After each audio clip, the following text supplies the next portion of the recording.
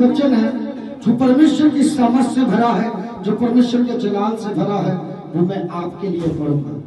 क्योंकि हम देखेंगे कि उस उद्धारकर्ता प्रभु यीशु मसीह पर कैसा जलाल था, कैसा अनुग्रह था, कैसी दया थी, कैसा फजल था, कैसा रहम था कि उसने अपने पिता की मर्जी के अनुसार उसकी आज्ञा को मानकर अपने आप को इतना नरम और अपने आप को दीन किया कि सबसे पहले गौशाला में जन्मे। Hallelujah, hallelujah. सबसे पहले एक छोटी सी गौशाला में जन्मे, जानवरों के बीच में जन्मे, क्योंकि वो हमारा उद्धार करता था, वो हम पर फजल और वो हम पर रहम करने वाला था। उसके बाद उसने क्या किया, और ज्यादा अपने आप को नीचा और दीन किया। 40 दिन 40 रात भूखा प्यासा रहा जंगल में, हमारे गुनाहों की खातिर, हमारी बीमारियों की खातिर, हमारी परेशानियों की खातिर। क्यों? क्योंकि वो हमसे प्रेम करता था। जब उसने 40 दिन व्यतीत किए तो क्या किया, निकल पड़ा परमेश्वर की आज्ञा के अनुसार, अपने पिता की आज्ञा के अनुसार लोगों के बीच में, गांव-गांव में उसने चेले बनाए। हालेलुया। क्या बनाए? चेले बनाए। उसके बाद उसने क्या किया, अद्भुत काम किए। एक शब्द बोला, मुर्दा लाजर कब्र में से बाहर आ गया। एक शब्द बोला, उस विधवा मां का बच्चा मंजे से उठ खड़ा हुआ। एक शब्द बोला कि तू चंगा हो गया, वो चंगा हो गया। परमेश्वर ने बड़े बड़े काम किए। उस उद्धारकर्ता प्रभु यीशु मसीह ने अपने जलाल से लोगों को भरा, 4000 तक को खिलाया। हालेलुया। हम देखेंगे कि जब उसने देखा कि अब समय आ गया है कि मैं परमेश्वर की हुजूरी में विजय पा चुका हूं। हालेलुया। उस समय फसह का पर्व होता था। प्रभु यीशु मसीह बचपन से लेकर फसह के पर्व में जाया करते थे।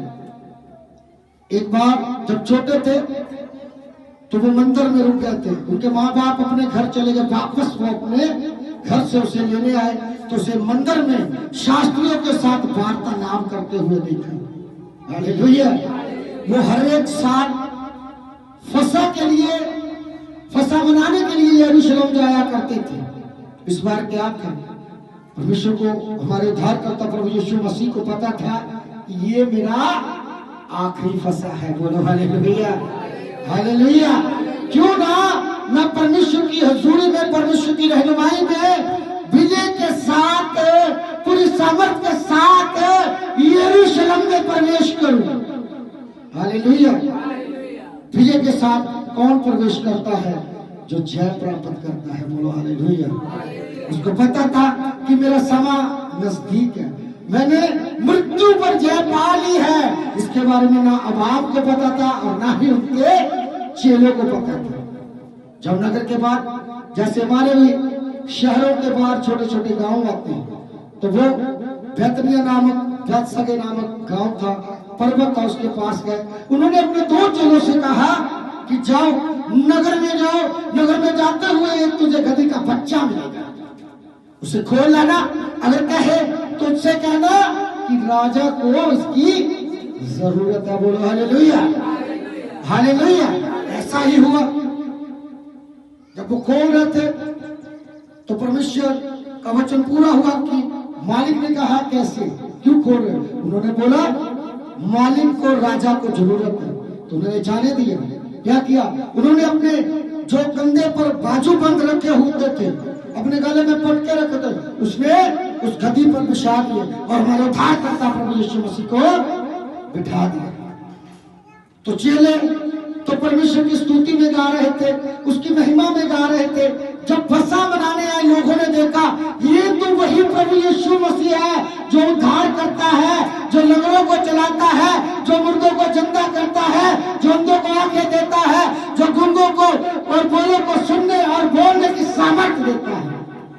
तो निकल पड़े उसके जलाल के लिए, उसके फजल के लिए, और अपनी सर से ओढ़नियां उतार कर उसके कदमों में रख दी।